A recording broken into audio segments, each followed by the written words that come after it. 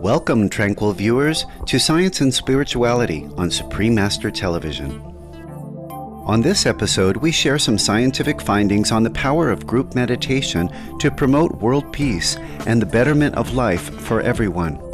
The theory of the Maharishi effect is one way of describing this phenomenon, and it has been defined as the influence of coherence and positivity in the social and natural environment generated by the practice of the Transcendental Meditation and Transcendental Meditation Siddhi programs.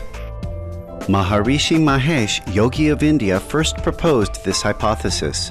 He was a spiritual teacher who during his lifetime taught a meditation technique called Transcendental Meditation. He started the Transcendental Meditation or Spiritual Regeneration movement in 1957 in Chennai, India, after which his teachings began to spread to other parts of the world.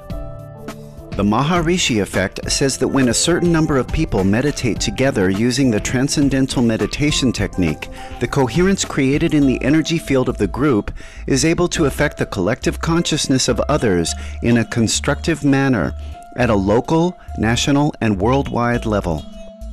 The Maharishi stated that if just 1% of a community's population practiced transcendental meditation, the unified field or calming energy generated by that group would reach out and influence the rest of that community's population, resulting in increased peace and harmony. He also stated that if a group practiced his more advanced Transcendental Meditation Siddhi program, only the square root of 1% of the population would be needed to participate to create the same effect. According to the Maharishi, when people meditate together with unified good intentions, their alpha brainwaves become synchronized or exhibit coherence. The coherence of brainwaves causes others to receive the same properties in their subconscious mind.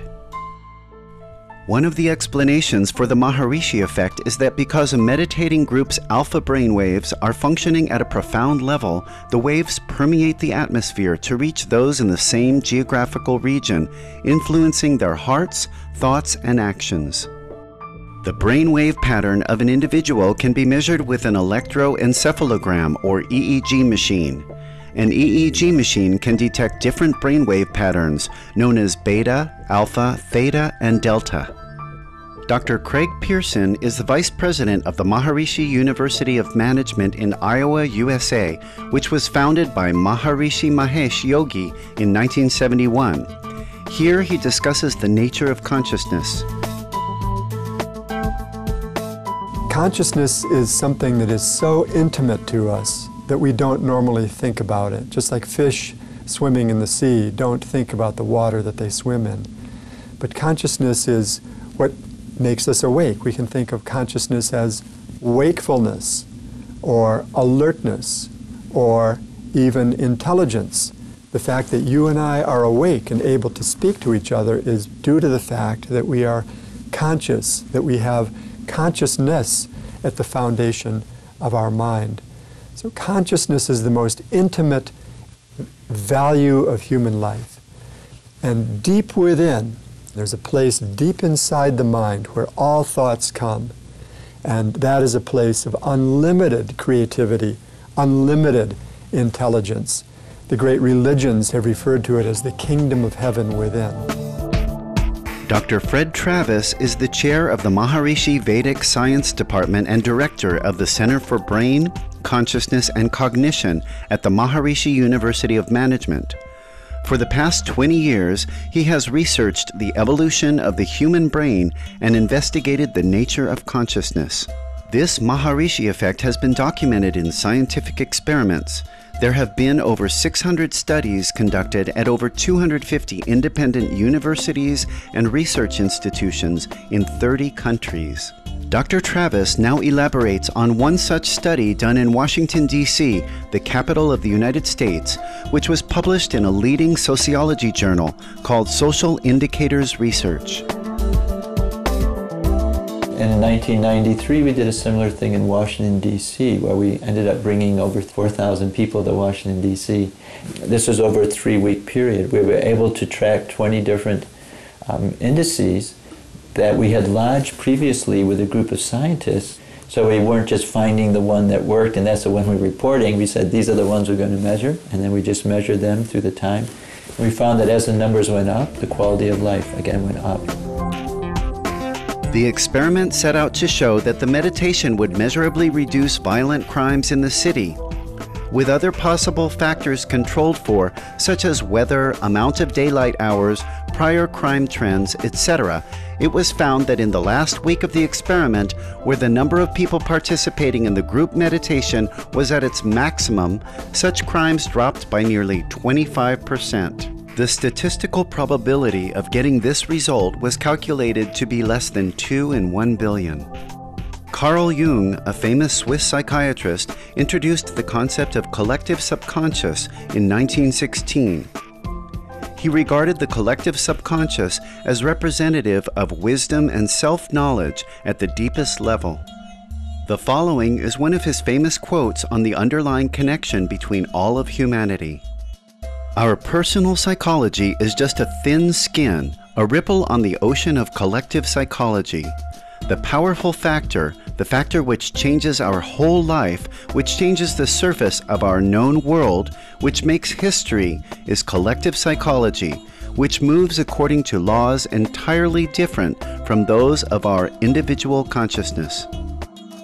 We will soon return with more regarding the power of group meditation and the Maharishi effect. Please stay tuned to Supreme Master Television.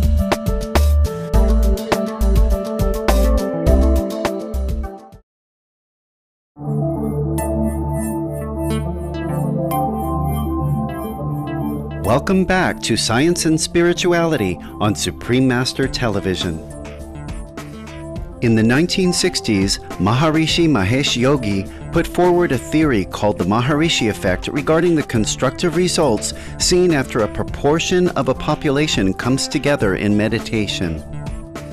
He stated that if 1% or more of a community's population meditated together using his transcendental meditation technique, they could profoundly influence others in the vicinity, leading to more peace and happiness in the community. The influence of meditation can be much wider as well. According to the Maharishi, combined consciousness of a group that is meditating can bring order to a society or even the entire planet. If enough people are meditating in unison, meaning a critical mass is reached, the collective consciousness of others will fall into place and they will become more loving in speech, thoughts, and actions.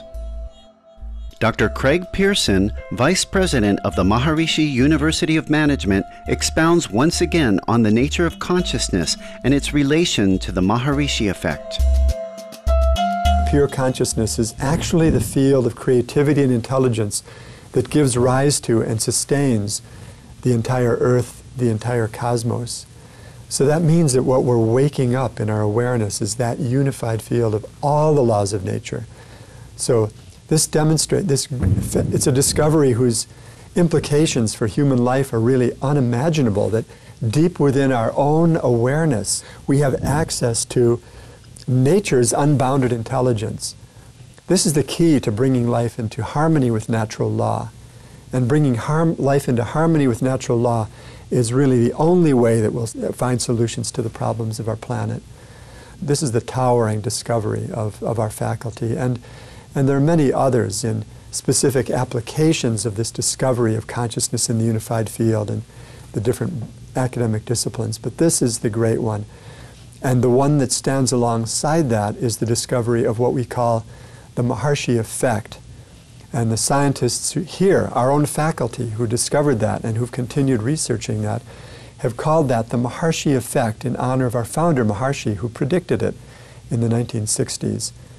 And our faculty have led research projects demonstrating the effectiveness of this in reducing crime, even reducing warfare, reducing international terrorism. So these two discoveries go hand in hand, the discovery of consciousness as the unified field of all the laws of nature, and the ability of groups to enliven that field and create peace in the world. So for the first time in world history, thanks to these discoveries by our faculty, we actually have a technology of peace. We can create peace in the world. It's just a matter of support to bring groups together sufficiently large to create this influence for the whole human race. A study has been done regarding the Maharishi effect and international relations. It was hypothesized that the Maharishi effect could cause the United States and the former Soviet Union to have a more cooperative relationship. A group meditation was conducted at the Maharishi University of Management, with the number of participants being at least the square root of 1% of the population of the United States at that time. In the months following the gathering, the actions between the two nations became more constructive as benchmarked against their relations between 1979 and 1986. In 1990, the results of this experiment were published in Proceedings of the American Statistical Association, a compilation of papers presented during the annual meeting of the association. Dr. John Davies is currently co-director of the Partners in Conflict and Partners in Peacebuilding projects and senior associate with the Center for International Development and Conflict Management, or CIDCM, at the University of Maryland, USA. He has many years of experience in psychology, peacebuilding, and conflict management. Dr. Davies believes in the power of meditation. In an interview with the magazine Yoga International, he related a story of how an expert psychiatrist, Professor Tony Nader, taught a group of people to meditate in a Lebanese village in the Shuf Mountains in 1981. At the time, the area in which the village was located was highly unstable and was in a conflict zone. When the number of people meditating reached a critical mass, which was about 1,200 people, or 1% of the village population, bombs stopped falling around the village. In the mid-1980s, in collaboration with the Maharishi University of Management, Dr. Davies and others conducted a study to show that the Maharishi effect could bring peace to Lebanon, which was still experiencing conflict at the time. A group meditation was conducted in Jerusalem, Israel for 2 months. Group meditation was also conducted in Lebanon and in other nations for approximately 2 years, with several thousand persons participating. The researchers found that even when they controlled for other variables such as weather, religious holidays, the number of people meditating, and police activity, there was a 40 to 80% decline in violence in Lebanon during the periods of collective meditation. The result was replicated 7 times during a period between 1983 and 1985. The study was later published in the well-respected Journal of Conflict Resolution. To close, the results from experiments testing the Maharishi effect demonstrate that peace truly comes from within, and that when we are all unified in purpose, such as in desiring a loving world, global peace truly can be accomplished. Let us all work together, meditate, and follow the compassionate lifestyle of an organic vegan diet so that we may quickly fulfill the promise of the Golden Age, a planet filled with tranquility, kindness, and love for all beings. Thank you, gracious viewers, for your company on today's episode of Science and Spirituality. Coming up next is Words of Wisdom, right after noteworthy news. May you enjoy everlasting peace of mind.